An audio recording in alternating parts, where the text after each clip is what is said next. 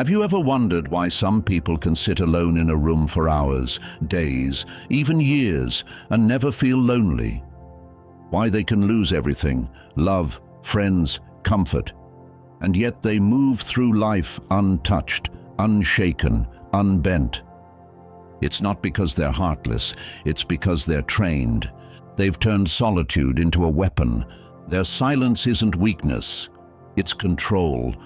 While the world chases validation, they build empires in the dark. Marcus Aurelius ruled the greatest empire of his time, yet he found strength not in others, but within. He understood the power of silence, the strategy in detachment, and the dominance of emotional self-control. This isn't self-help, it's self-mastery. You're not here to be comforted, you're here to become untouchable. This is Stoic, mate. Speak this in the comments right now. I am the calm within the storm. Let's begin. Number 1. Detachment is a weapon. Detachment is not giving up, it's taking over. Have you ever watched someone spiral because they were too emotionally attached? To a person, to a memory, to an outcome?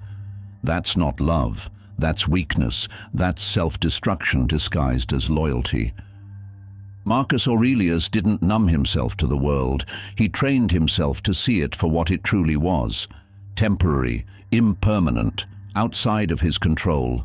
And what's outside your control should never control you. Detachment is precision, it's knowing that everything you cling to emotionally owns a part of you, and the more you're owned, the less you rule.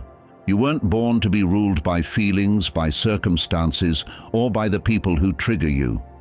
You were born to observe, assess, and act with calm dominance. When someone ghosts you, you don't chase. When life turns cold, you don't beg for warmth. You stay still, you wait. And when the time comes, you move like a blade, sharp, silent, and deadly. Marcus wrote, "If it's not right, don't do it. If it's not true, don't say it." That's not just Stoic ethics, that's tactical control. You don't owe anyone an explanation, you owe yourself clarity. Every attachment is a hook in your armor. Every time you say, "I can't live without them," you hand them the sword. So let me ask you this. What's worth more, their comfort or your crown? Detachment doesn't mean you don't care. It means you care about what matters, your values, your mission, your peace. It means you've stopped giving pieces of yourself to people who don't deserve your presence.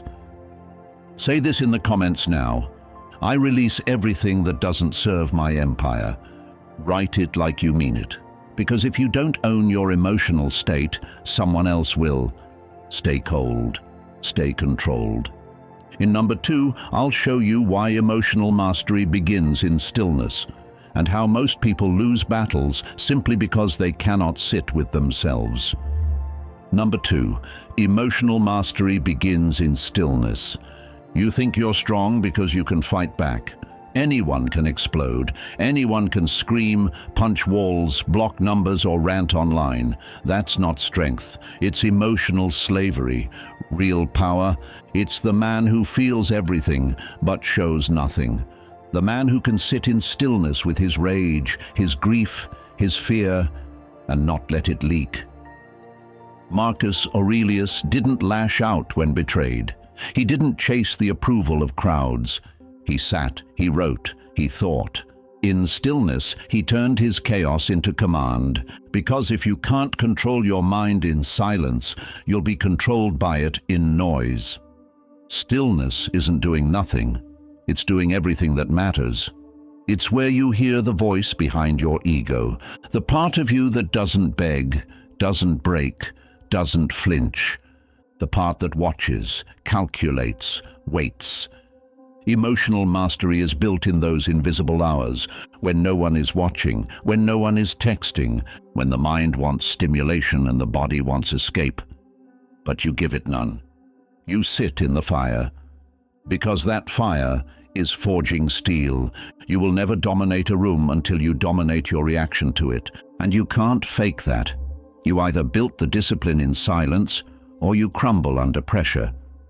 This is where most people fail. They meditate once and expect enlightenment. They journal once and expect peace. But Stoicism is not a hack. It's war.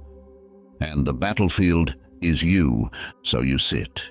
You strip away the distractions, you endure the internal noise, and when it settles, what remains is unshakable. Say it in the comments. My silence is training, my stillness is strength. Declare it, own it, let the weak seek noise. You're here for control. In number 3, I'll show you how solitude, when used correctly, becomes your strategic fortress, a weapon of design, not a symptom of defeat. Number 3, solitude is a strategic fortress. Most people confuse solitude with loneliness. That's why they fear it. They think if no one's around, they don't matter. But you're not most people. A Stoic sees solitude for what it truly is, a fortress, a throne room, not a prison, but a place of power, where kings plan wars, where warriors sharpen blades, where men build mental empires brick by brick. Marcus Aurelius didn't wait for the crowd to approve. He didn't need company to feel valuable. He ruled an empire surrounded by noise, yet wrote his deepest truths in silence. That's the lesson. When you learn to enjoy your own company, you become lethal because you're no longer a hostage to others. Let the world mock your solitude. They don't understand. They spend their lives clinging to others like a crutch. You've burned the crutch. You walk alone, straight-backed and clear-eyed. Think of solitude like this. It's the chamber where your future is designed. In solitude, you see what distractions never let you see, your weaknesses, your blind spots, your truth. It's not always comfortable, but comfort never created strength. Most people are afraid to be alone because when the noise stops, their illusions collapse. But you welcome that collapse. You burn what's false, you dissect what's flawed. Then you rebuild, stronger, colder, clearer. You don't use solitude to escape the world. You use it to conquer yourself. You train in the shadows so that when you walk back into the light, nothing can touch you. Let others broadcast their lives online, desperate for attention. You stay silent, strategic. While they entertain, you evolve. While they react, you prepare. This is where psychological dominance begins, when you become completely self-fed. No emotional begging, no craving for validation. You know who you are, you know what you're building. And that certainty, that silence, that solitude, it radiates power. Speak this in the comments and stamp it into your identity. My solitude is my strategy. My silence builds my strength. Say it once, then say nothing, because silence isn't absence. It's your presence refined. And one day they'll ask, how did you become so composed? And you'll smile, because they'll never understand what it took. In number 4, we go deeper. I'll show you how to starve your addiction to validation, and how to kill the craving for approval that keeps most men emotionally enslaved. Number 4, starve the need for validation. Approval is the currency of the weak. Validation is a leash, soft, invisible, but tight around your neck. And most men wear it proudly. Every post, every selfie, every sentence they speak is bait, cast into the ocean of strangers, begging for someone to bite and say, "You matter." Pathetic. Marcus Aurelius didn't write to please. He wrote to sharpen. His meditations were never meant for the world. They were forged in solitude, never polished for applause. That's how you know they're real. That's how you know they're dangerous. Listen to me. If your confidence rises when they praise you, it will collapse when they ignore you. If you feed off applause, you'll starve in silence. And that's exactly where real men are made, in silence. This world is loud. It rewards performance, not purpose. You're told to brand yourself, market yourself, sell yourself. But a Stoic man does none of that. He builds himself so relentlessly that his presence speaks before his mouth does. He doesn't chase eyes. He becomes the one they can't stop watching. The need for validation is the ultimate vulnerability. It's a signal flare to manipulators, to the weak, to the fake. They will smell your hunger for approval, and they will feed you lies just to control you. Cut the leash, starve the need. Every time you say, "What will they think?" you hand them power. Every time you hesitate out of fear of disapproval, you betray yourself. Replace that thought with a better one. What does my code demand? That's the question Marcus asked. Not, will they like me? But is it right? Is it true? Because a man who acts from principle doesn't waver when eyes turn away. He stays on course, whether watched or ignored, praised or punished. So today, right now, burn the need to be seen. You are not a billboard, you are a fortress. Say this in the comments. I don't need approval, I need alignment. Let them clap for someone else. You're not here to entertain, you're here to evolve. In number 5, we take the knife even deeper. I'll show you how to use rejection, not as pain but as proof, as ammunition. You'll stop flinching when people leave. You'll start extracting power from every cut. Number 5, use rejection as ammunition. Rejection. Most men take it personally. They internalize it. They crumble. But the Stoic? He doesn't flinch. He collects it. Rejection is feedback. That's all. It's raw data from a brutal world that doesn't lie. When someone walks away, they're not devaluing you. They're showing you who they are. They're exposing their standards, their fears, their blindness. Your job? Observe. Don't react. Take the cut, then study the blade.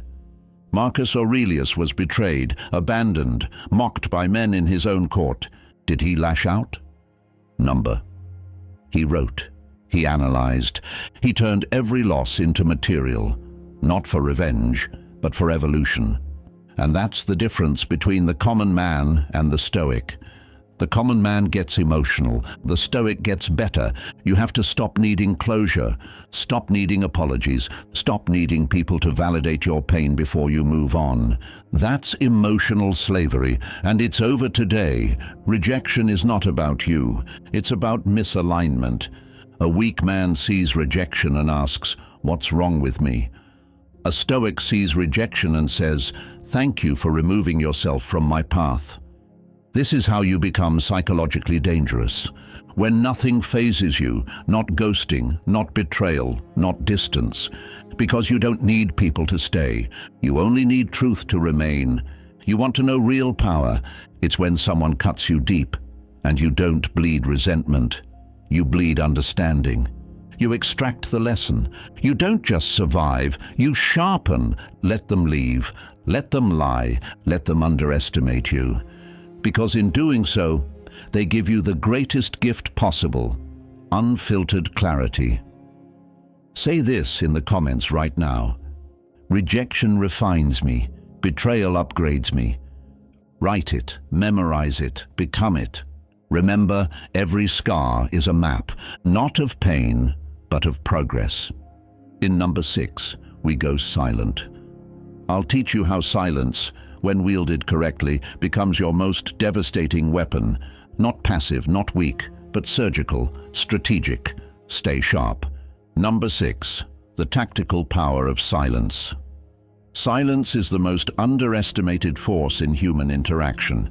It's not emptiness, it's not weakness, it's a signal that you no longer need the noise, because you've become the storm. Most people can't stand silence. They rush to fill it with explanations, validation, nervous laughs, desperate monologues. But here's the brutal truth. The more you speak, the more you expose. The more you explain, the more leverage you surrender.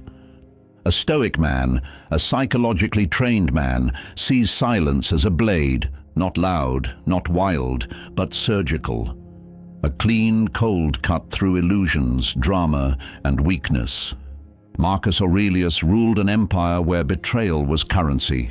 He knew the weight of words. He chose his carefully, sparingly. He knew that the man who speaks last speaks with clarity, not noise, and that's the difference. The average man reacts. The Stoic responds, if at all. You want dominance?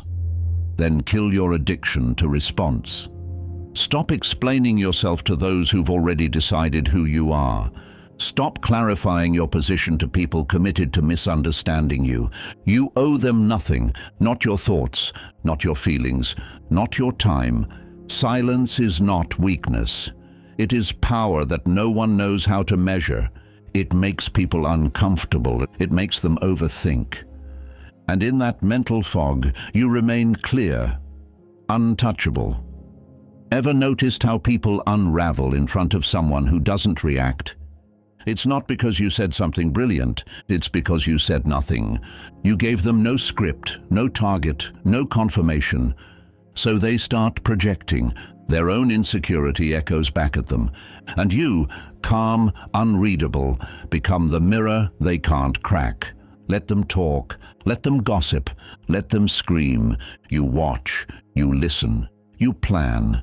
When your silence becomes heavier than their words, you've already won.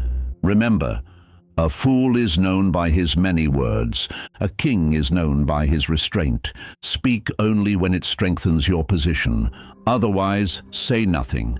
Because in the silence, your power sharpens. Your mind becomes surgical. Your actions become deliberate, and your presence becomes lethal. Silence protects your energy. It shields your mission. It keeps your enemies guessing and your allies wondering. It's not absence, it's presence, purified. Speak this in the comments. My silence speaks louder than your noise. Say it once, then disappear. Let others live loud and die ordinary. You stay quiet and live legendary. In number 7, we'll dismantle another illusion, the need for followers, crowds, fans. You don't need an audience. You need an inner court made of principles, not people. Because a Stoic doesn't entertain the world, he rules himself. Number 7, build an inner court, not an audience. The world wants you to chase followers, but Marcus Aurelius didn't care about crowds. He wasn't an influencer, he was an emperor. And emperors don't look outward for guidance, they turn inward. They consult their code. Most men today are addicted to being seen. Every move they make is filtered through the question, will they like this? That's not power, that's submission. That's being ruled by an invisible audience, a million faceless opinions dictating how you live. But you weren't built for that. You weren't built to perform. You were built to build, in silence, in solitude, under pressure. A Stoic doesn't seek applause. He seeks alignment. He measures his decisions not by popularity, but by principle. Marcus didn't journal his deepest thoughts for the Senate. He wrote them to himself, because he understood that the only court that mattered was the one inside his own mind. Here's what you need. Not fans, not followers, but an inner court, a small group of internal voices that keep you accountable. Reason, discipline, integrity, focus. These are your advisors. You consult them before every move. You ask, does this align with my values? Does this honor the man I'm becoming? Would my future self approve? The answer, not their likes, determines your next step. And this is how you become dangerous, because while they're scrambling to go viral, you're becoming untouchable. While they rehearse for the algorithm, you rehearse for war, internal war. You don't need their validation. You don't need their recognition. You need your code, engraved in silence, tested in solitude, enforced with precision. Build yourself in private. Keep your moves quiet. Let the results speak for you, and even then speak less. The less you rely on outer praise, the more indestructible you become. And when they finally see you rise, they won't know how you did it, because you didn't broadcast it. You built it, brick by brick, day by day, in the dark. Say this in the comments now. I follow principles, not people. Write it. Own it. Repeat it when the world tries to distract you. In number 8, we destroy emotional loops. The cycles that keep men weak, reliving, replaying, and reopening old wounds. You'll learn how to break those loops with surgical clarity. No pity, no dwelling, just forward movement, cold, clean, final. Number 8, break emotional loops permanently. How many times have you replayed the same moment? The betrayal, the breakup, the insult. You rewind it in your mind, over and over again. Like some cursed film you can't stop watching. That's not memory. That's weakness on repeat. The Stoic doesn't loop pain. He studies it once, then cuts it out like a surgeon removes rot. You don't relive the wound. You extract the lesson. You cauterize the damage, and then you never bleed from it again. Marcus Aurelius lost children, friends, power, and yet nowhere in his meditations does he cling to pity. He doesn't indulge grief. He doesn't replay betrayal like a broken song. He writes, "You have power over your mind, not outside events. Realize this, and you will find strength." Most men suffer longer than they need to, not because of what happened, but because they refuse to let it end. Emotional loops are the slowest form of self-sabotage. They drain your mental focus. They corrupt your decisions. They weaken your posture. And worst of all, they distract you from building the future. Here's how you kill them. First, confront the memory once, with brutal honesty. No soft filters, no emotional justifications. What happened, happened. That's it. Second, extract the lesson. Not the feeling, not the fantasy, the principle. Ask yourself, what will I do differently because of this? If the answer is nothing, then it's just pain, not progress. Third, burn the script.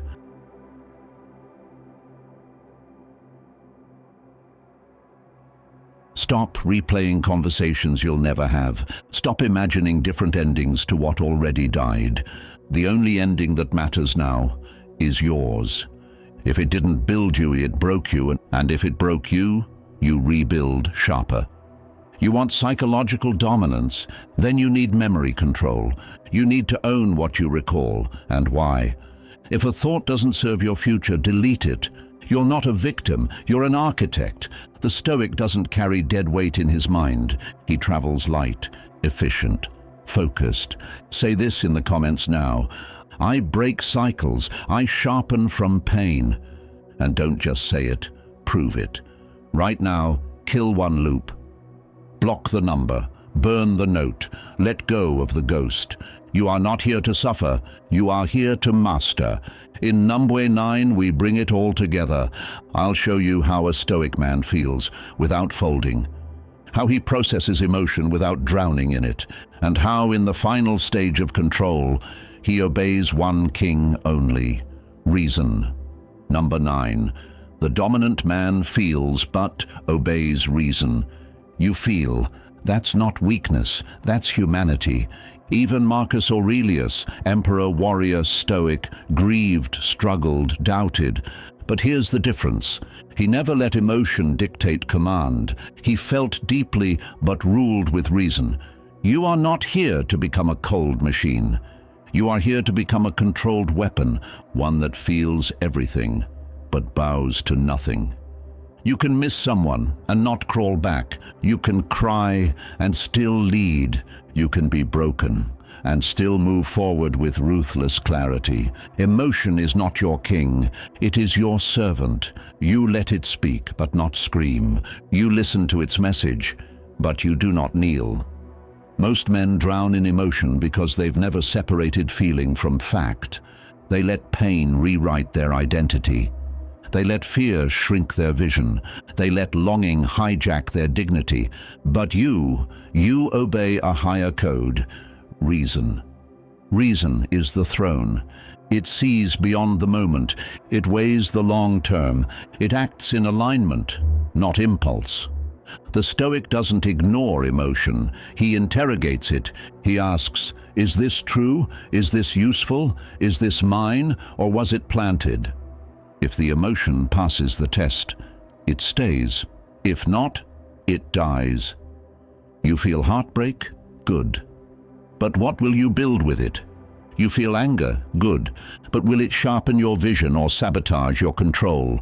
You were not made to flinch. You were made to assess, to move forward with poise while the world burns around you.